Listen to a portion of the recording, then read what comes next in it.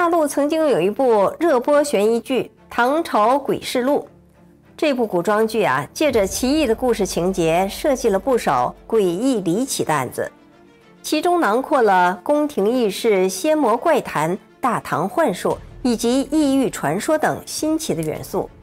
整部作品在荒诞中见真情，在虚妄中寻找道义，在奇案中探求真相。那么，在现有的大唐文献中，是否出现过如影视般的玄幻剧情呢？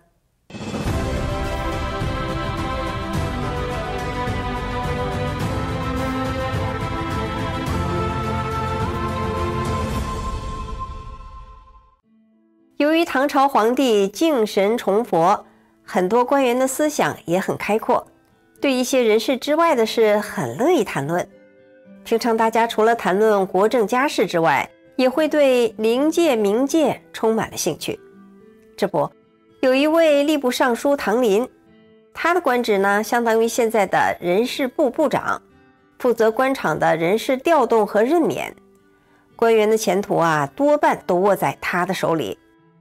有一天，唐尚书忙完了政务，就和同僚边喝茶边闲聊，就这么的聊出了一桩大唐奇闻。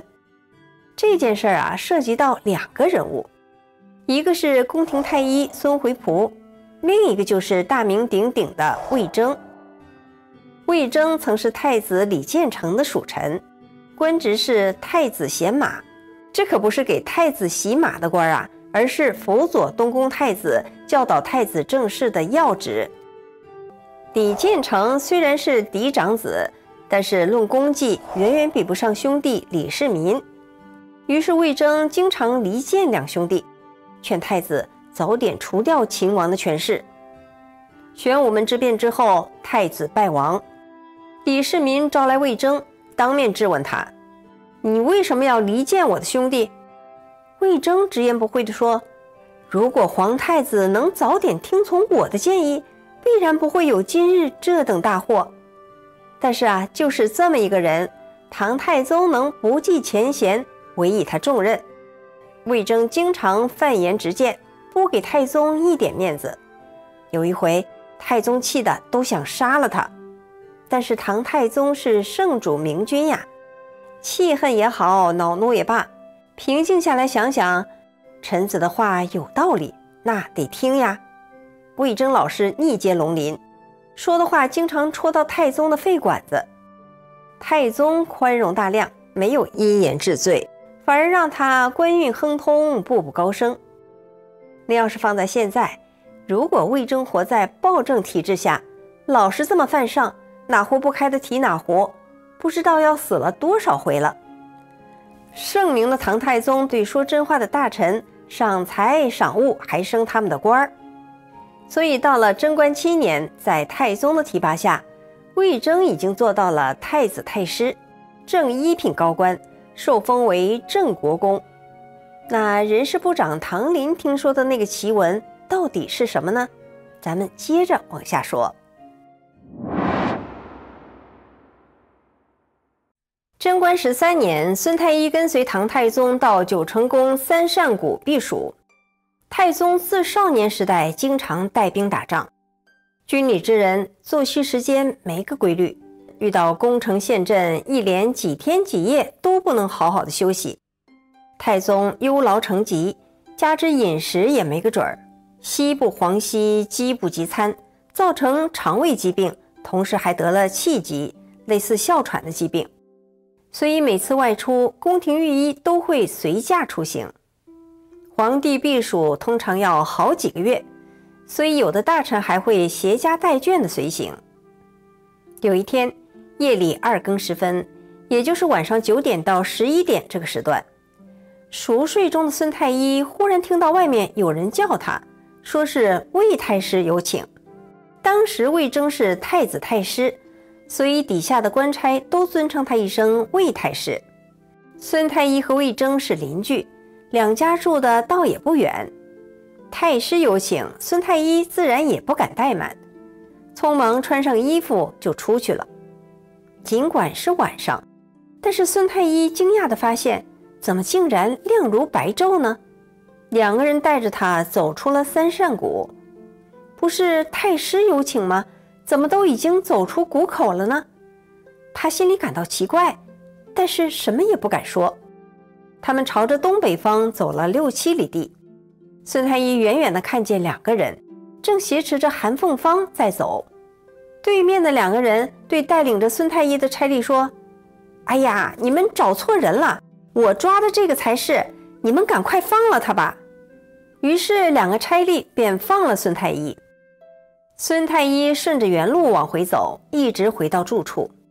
他在家门口拴好马，看见丫鬟靠着门睡着了。奇怪的是，不管怎么叫他，他都不醒。他很无奈，只得绕过丫鬟，径直走进屋里。咦，奇怪了，怎么床上还躺着一个我呢？孙太医看到那个人和自己长得是一模一样，居然还和自己的妻子并排躺着。他忽然意识到，哎呀，麻烦了，该不会我已经死了吧？我得赶紧回到肉身中。但是他怎么使劲儿也进不去。他大声呼叫，但是谁也听不见他的声音。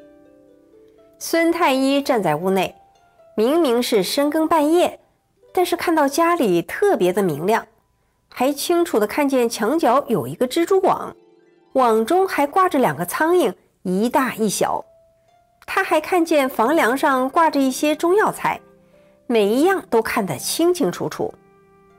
他意识清晰，分辨能力也很强，可就是回不了肉身上。孙太医很后悔，竟然还没和妻子好好道别，就这么死了，实在郁闷。无奈的他只好站着，靠着南墙打起盹来。也不知道过了多久，呼一下他惊醒过来，发现自己已经躺在床上了。不知道什么时候，自己的灵魂和肉体合为了一体。由于屋里漆黑一片，他急忙叫醒妻子，点灯。妻子一看，他满身的大汗，像在河里泡过了一样。当他起来后，看到蜘蛛网，发现和灵魂离体时看到的景象一模一样。再看看那匹马，居然也是大汗淋漓的，就像是夜里没闲着，到什么地方跑了一圈。孙太医想起来，灵魂离体的时候看到差吏挟持的韩凤芳，并不是真人，而是韩的灵魂，灵魂离开了肉体。韩本人当天夜里就暴病身亡了。孙太医的案子放在现在，用一个特别时髦的词儿来形容，那就是濒死体验。根据记载看，孙太医的濒死体验可不止这一次。到了贞观17年，唐太宗的第5皇子齐王李佑得了重病，孙太医奉命为齐王治病。返程途中，他走到洛州东孝义驿站，忽然看见了一个人。那人问他：“您是否是孙回仆？”孙太医说：“是啊，你有什么事吗？”那人说：“我是鬼差，魏太师批了一道文书，请您马上回去担任秘书。”说着把文书递给了孙太医。孙太医接过来一看，哎呦，还真是郑国公魏征的签名呀，心里大吃一惊，反问了一句：“郑国公还没死呢，怎么会派你过来呢？”那鬼差说：“他已经死了，如今担任大洋都督大监，所以命我来招请您。”孙太医见事已成真，也不好再说什么，他请鬼差一起用餐，对方高兴地向他道谢。孙太医说：“我奉太宗的旨意外出公干，我还没有回去复命呢。郑国公不能这么急着让我上任呢，等我回京向天子复命之后，再奉诏而行，可以吗？”那鬼差就同意了。于是孙太医和鬼差白天同行，夜里同宿，一直走到了滋水驿站。鬼差和孙太医告别之后说：“等你回京禀奏天子之后，我们再相见。您平时注意一下，不要吃荤腥辛辣的东西。”孙太医就同意了。孙太医回到长安，立即进宫向唐太宗复命。出宫后得知魏征确实已经去世了，算算他去世的日期，正好是孙太医到孝义驿站的前一天。经过这些离奇的事，孙太医自认为这一回必死无疑了，于是就提前和家人郑重道别，并请来僧人做法事，塑造佛像，还恭恭敬敬地抄写经文。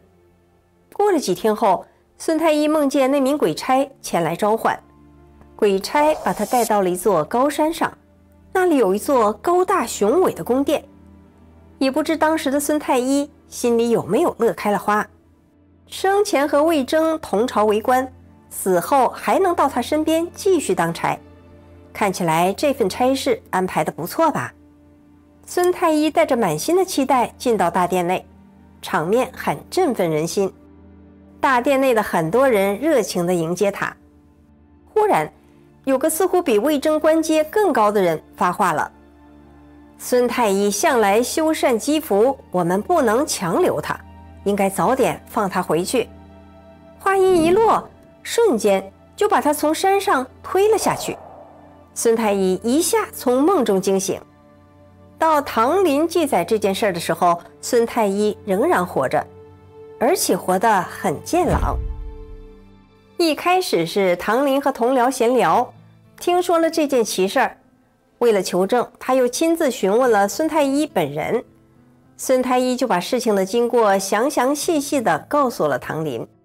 唐林担任过吏部尚书，掌管官员的人事任免，他还做过刑部尚书，相当于现在的司法部的部长，主管刑狱。凡是他亲自结办的案子，从来不滥用刑罚，所以没有一个犯人会叫屈喊冤，都是心悦诚服的俯首认罪。他以严谨务实的心态编撰《明报记》，其中收录的故事都有明确的人证记载，以证明他不是胡编乱造的。除了人证，有些健在的当事人他还亲自登门求证，以确保故事的真实性，为的就是争明善恶，劝诫将来。孙太医第一次濒死体验魏征还在世，大半夜他是如何派人来请太医的灵魂呢？难道他也能灵魂离体去灵界办差吗？看起来是不是很像《西游记》中的描述？魏征白天是太宗的臣子，一入梦便能神游天界公干，一刀斩了犯了天条的金河老龙。活人进入冥界，要说这也不算是个稀奇事儿。民国的国学泰斗章太炎、律政奇人黎庶都是白天做学问，晚上灵魂出游到冥界当差。人死不是如灯灭，一了百了，只不过是一个新的开始。正史隋书记载，隋朝开国大将军韩擒虎死后做了阎罗王。中吴纪文记载，为官清正廉洁的范仲淹死后也做了阎罗王。而在清朝《右台仙馆笔记》《雍贤斋笔记》等著作中，有些生前正直的官员，比如钱德成、闵斗阳、陈苏生等，死后都曾做过城隍神。所以历代民间流传一句话：正直者为神。生前刚直的魏征，死后也很有可能做了类似的官职，继续在灵界公干。据《明报记》记载，魏征去世之后，他的职务是大洋都路大监，但他具体主管哪一方，职责又是什么？由于相关文献缺少明确的记载，后人便不得而知。魏征的身后事给后人留下了一段永久的悬案。好，感谢您收看《文史大观园》，我是雪莉，我们下次节目再见。